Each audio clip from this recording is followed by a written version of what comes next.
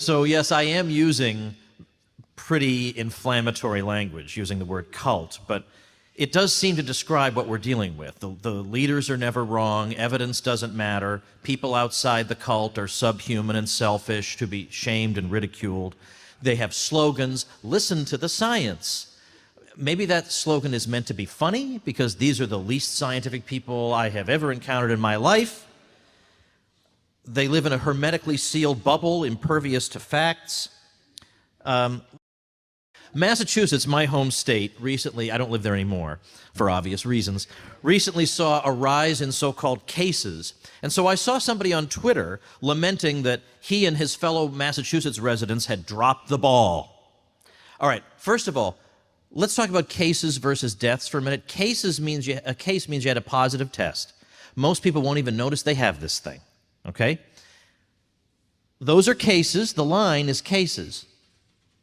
The little blue bars are deaths. Now, you may say, oh, Woods, that's not fair, because you know deaths lag by 2 weeks. You got to wait 2 weeks. Okay, that's why we shifted the deaths back 2 weeks, so that it would line up. So we already factored that into the graph. So when your smart aleck friend says, well, wait 2 weeks, we did. We factored that into this graph. And as you can see, there's no connection whatsoever. So do not panic about so-called cases. I don't know how it's possible after month after month after month of this that people still don't know that. But secondly, notice that this person on Twitter cannot admit that the voodoo doesn't work. It's always that the peasants didn't comply enough. If you stupid people would just obey us already, this thing would go away. Now, I understand why progressives go for that kind of thinking, because they have a superstitious belief in the powers of the state. So if the state says it can wipe out a virus, who's to say it can't? Secondly, it involves so-called experts dictating to the stupid rubes, and that's their preferred model of governance. Thirdly, it allows them to ridicule the working-class people they despise. Why, if only these backward hicks would follow the science, we'd be out of this thing already. But let's face facts. Lockdowns only delay the inevitable, and they leave wreckage in their wake. On Thursday of this week, Italy, which had a brutal and savage lockdown earlier this year, reported 428 deaths, which is the equivalent of 2,354 deaths in the United States. That's where so-called science got them. Now, because I am going to rush through a lot of material here, I'm going to refer you, if you want more, to my ebook called Your Facebook Friends Are Wrong About the Lockdown. Just text the word lockdown to the number 33444 and you'll get it. Or you can go to wrongaboutlockdown.com. Isn't it awesome, the domain names I managed to buy? Let's just take a few examples. Peru, Belgium, the UK, they had hard lockdowns and high death rates. Belgium and the UK are locking back down, as is much of Europe. Now, when the crazies are faced with this data, they try to claim that such and such country didn't lock down early enough. It can't be that lockdowns don't work. Remember, it's always that the stupid people didn't listen to the science, even though there is precisely zero science behind lockdown. Nobody's recommending lockdowns in any of the literature up to now. There's no guidebook on lockdowns. Well, the reason this lockdown didn't work is you didn't follow the... There is no rule book for lockdowns. Lockdowns weren't even a thing until 2020. And you certainly can't say Spain didn't lock down early and hard, or Italy for that matter, much as they try to. And now the same European countries whose insufferable intellectuals have been lecturing the U.S. for its handling of the crisis are seeing spikes in deaths again. In Italy and the U.K., and here and there in other places, at least some people are fighting back. The last lockdown took everything they had. One video, which has gone viral, shows an Italian woman crying that she has lost everything and has nothing to feed her child. I guess she'd better listen to the science, right?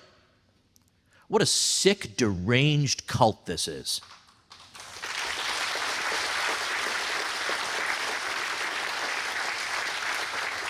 Now, the one word that is like a crucifix before Dracula to these people is Sweden. Sweden never locked down, didn't close businesses, schools stayed open, there was no mask mandate. Now, when you bring that up, you know what they're going to say. You already know. Oh, Sweden had a high death rate. That's immediately their response. Now, there are countries that locked down and ruined people's lives that had much worse death rates than Sweden, but leave that aside. About 75% of the deaths in Sweden occurred in their atrociously run nursing homes. Everybody gets that they're atrociously run and things need to be done about that. But when you factor that in, you realize that it's actually not that particularly bad of a death rate. They were told that if you don't lock down by June, you're going to have 96,000 deaths. They had 4,000 by June. So being off by a factor of 24 doesn't make the listen to the science people stop even for a second and think, maybe there's something about this virus that's a little different from what we learned in Chapter 2 of Introduction to Epidemiology. My state of Florida did not lock down during the Sunbelt spike. The doomers have no explanation for how we got out of that. This very week, we recorded the lowest two-day death total since July. That shouldn't be possible. We have the 5th oldest population in the country, tourists coming in and out, we're completely open. We should be a basket case of nonstop death if the cartoon version were correct, but no. Now, there are lots of explanations for why this should be, but no one wants to listen to them. They want to hear the same. For some reason, people are allergic to good news in this. I've never seen anything like it. And I'm going to say something else that's controversial. There are other concerns in the world other than COVID. How about that? Incredible that we should have to say that. Now, I'm going to zip through just some of the problems with lockdowns, some of the non-COVID deaths caused by lockdowns. Every single one of these is backed up with a link from a mainstream source that your friends can't argue with. So you'll get more elaboration on them on a page I made, tomwoods.com/COVID. There's a link to a blog post I did called Deaths by Lockdown, or Death by Lockdown, so tomwoods.com/COVID. So, number one, in the UK, we have multiple sources saying there are going to be as many avoidable cancer deaths as COVID deaths because of this crazy nonsense. Then we have a UN report in April saying that the radical disruptions of commerce could result in hundreds of thousands of additional child deaths this year, and also 42 to 66 million children could fall into extreme poverty as a direct result. Then we have deaths of despair, drug and alcohol overdose, and suicide, estimated in excess, an excess number of those of 75,000. UNICEF warning of 1.2 million child deaths due to causes related primarily to the lockdowns. We have estimates of up to 100, this is Oxford University's Sunitra Gupta has been mentioning this quite a bit recently, up to 130 million people are at risk of starvation because of the possibility of famine caused by these lockdowns and supply chain disruptions in several dozen places around the world. Suicidal ideation is exploding in the United States. It used to be that between 18 and 24, 25, but somewhere between 6.8% and 11% of people in that group would contemplate suicide in a 12-month period. Now it's 25.5% of them contemplating it in a 1-month period. Now remember, those lives don't count. The cult doesn't care about those lives. They don't count. The CDC estimates nearly 94,000 non-COVID excess deaths this year, and this includes cardiovascular conditions, diabetes, cancer. Many of these were caused by the cancellation of allegedly non-essential care in the midst of the panic. We know from The Lancet that during lockdown, people with dementia or severe mental illness had a higher risk of excess death. Dementia patients, a 53% chance greater of death, and 123% greater chance of death among elderly patients with severe mental illness. Then finally, even the New York Times reports that as a direct result of the lockdowns, there will be, over the next 5 years, 1.4 million excess tuberculosis deaths, 500,000 excess HIV deaths, and 385,000 malaria deaths. This is the greatest public health fiasco in the history of the world, and the media has distorted it so badly that much of the general public is celebrating villains and hissing at heroes, and even, perversely enough, celebrating the destruction of their own lives and their children's lives. Now, you remember that creep Zeke Emanuel, who told us we cannot return to normal till there's a vaccine. You can't have conferences, concerts, sporting events, religious services, dinner in a restaurant, things that you live for. You can't have that. You can stay home and stare at the wall if you like. You'll still be alive. Can't have that till we have a vaccine. And he says, yeah, it's going to be tough to go 18 months, quote, without schooling and income and contact with your friends and extended family. Okay, that guy's advising Joe Biden on the virus. And what did he say? One of the important things for all your readers to look at is Italy. Italy did a nationwide lockdown. We've never gotten as low as Italy is today. We needed that kind of process nationwide. We did not have that. So first of all, we need, he says, a nationwide lockdown that lasts 8 weeks. Okay, how's Italy doing now, you bozo, right? It's exactly what everyone tried to tell you. The virus just comes back. I mean, what are you talking about? And then Dr. Fauci said the same thing. We were too stupid. When we shut down, in reality, only about 50% of the nation shut down. In Europe, 95% of all activities were shut down. That's why they did well. Okay, well, now you look at what's going on in Europe. The Daily Beast just wrote, what's particularly troubling about the return of COVID in Italy is that the country has done everything experts like Dr. Anthony Fauci have been advising. Well, what a surprise. Who could have predicted that? Except, I guess, people outside the hermetically sealed bubble who've been paying attention for the past 7-8 months. So lockdowns don't even work, except to suck the joy out of life, decimate people's savings, ruin their livelihoods, delay necessary health procedures, disrupt supply chains, thereby threatening famine, cause 2 million excess deaths from TB, HIV, and malaria, and lead to depression and despair. This should be excruciatingly obvious by now, and yet we have a shocking number of people who think this is what needs to be done, more of what failed the last time. Now, the other preferred form of voodoo, other than the lockdowns, is masks. We've been told that if only Americans had worn masks for 6 weeks, this whole thing would have been over quickly. The problem is, the charts don't bear this out. I mean, believe me, I wish masks could solve the problem. I wish just 6 weeks of that, and then that'd be great. But it turns out not so. All right, here's the UK. Now, the UK introduced a mask mandate. Let's try and guess where on that chart the mask mandate went into effect. Was it maybe up at the top? They put it in and said, okay, now we really need the mask mandate? It was there. Would you have guessed there? Could I have held a competition? See who could predict where the mask mandate was introduced? Spain, okay. Well, I bet when they got all the way up there, they said, we sure need a mask mandate. Where'd the mask mandate come in here? Right there. So the whole thing's over, and then they said, let's put masks on. Okay, let's go on. Let's go to the next one. Italy. Okay, now Italy, I will tell you, in April, so right as it's starting to come down, they did say you have to wear masks in shops and on public transportation. But when did they require masks outdoors? Let's take a look. Right there. And as you can see, the virus has been wiped out. All they had to do was wear masks for 6 weeks. Let's go to the next one. France. Take a guess. Where do you think? Right there. Obviously, as you can see, the virus is gone. Just wear masks for 6 weeks. All right, let's keep going with the voodoo. Let's see. Belgium. All right. Obviously, right? All the data points to it. That's where the mask mandate went into. Let's keep going. Why the heck not? We got Germany. Where? Just as it's coming down, it's already coming down, so no doubt the masks get the credit for it coming. It was already coming down anyway. The state does this all the time. Things come down anyway on their own. They take credit for it. Let's keep going. Austria. Where? Maybe up at the top? Oh, no, here.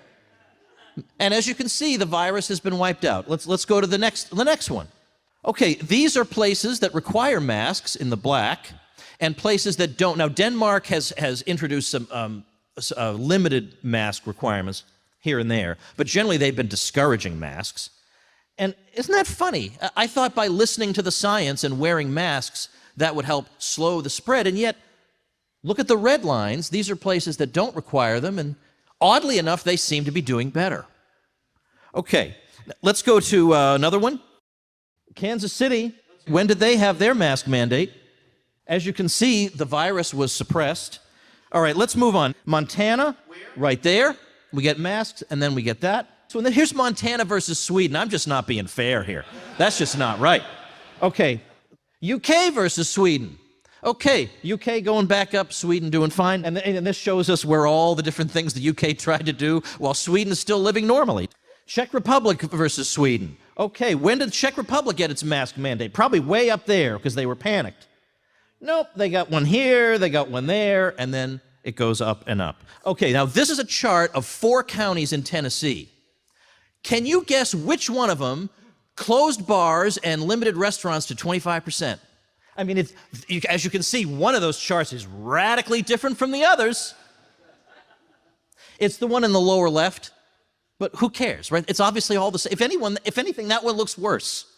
So who even understands? So what should we do? Okay, what should we do, wise guy, you may say? We should live.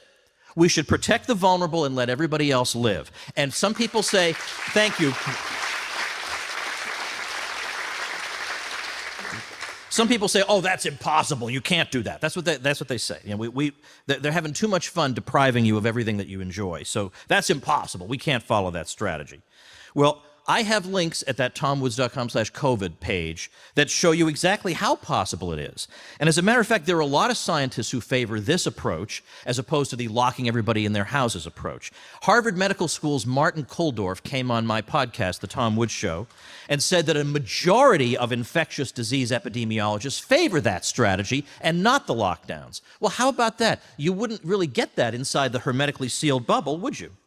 And 3 scientists who favor this, from Stanford, Harvard, and Oxford, said this: if we continue to use unsuccessful age-wide lockdown measures to suppress the disease, unless we have an improbably safe and effective vaccine, it could take several years for the epidemic to come to an end. It is exceedingly unlikely that the measures available to protect older people could be maintained for that long. If focused protection is used, the pandemic would likely be over in 3 to 6 months. On Twitter, Alex Berenson, who's been excellent on this, says, virus gonna virus. We can live with that reality and manage the consequences, like adults, mainly by making sure our hospitals are prepared, and they are. Or we can destroy our society for a virus most people won't even know they have, and those are our only choices. Pennsylvania's Secretary of Health reminded us that even with a vaccine, they're not gonna leave us alone. After people get the vaccine, she said, they're still going to wear masks. They still need to social distance and avoid large gatherings. What is the point? And meanwhile, the midwits are constantly saying anytime people gather together that it's a super spreader event, except when it's a protest that I politically favor. So when Trump had a rally in Sanford, Florida, everybody was saying, oh, death everywhere, death, death, super spreader. And the deaths in Florida continued to plummet, so they ignored that, went on to the next thing. The Sturgis motorcycle rally, that led to, The paper alleging that led to a big problem was refuted even by Slate. You've gone to a low level when even Slate says you're full of it. So all I can say is doomers must have no idea the extent to which normal life has resumed in many places. I witness in Florida 20 things a day, which if the cartoonish view of the virus were correct, should result in mass death, and none of them do. Life goes on. What is the point of indefinitely depriving ourselves of what makes life worth living so we can live in an antisocial dystopia? Why are we staying alive? So we can sit home and stare at the wall? And then meanwhile, on top of the zillion deprivations our kids are suffering, there are the more subtle ones. They're growing up to think it's normal to view other people with suspicion and avoid gestures of affection. Babies and infants are experiencing a world where they can't see adult faces or a human smile. And even the old people we're trying to protect are dying from social isolation. All these things, this is my last statement, all these things that we've been told to give up, which is affection and friendship from less than 6 feet away, and indeed large gatherings and family celebrations and companionships, and all these things are not, as Lord Sumption says, optional extras.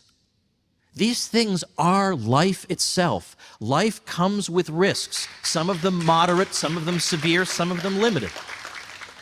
But sooner or later, it's going to be exceedingly obvious. Hiding in your house doesn't solve it, and masks don't solve it. At one point or another, you have to assess your own level of risk and live the one life you get. Thank you.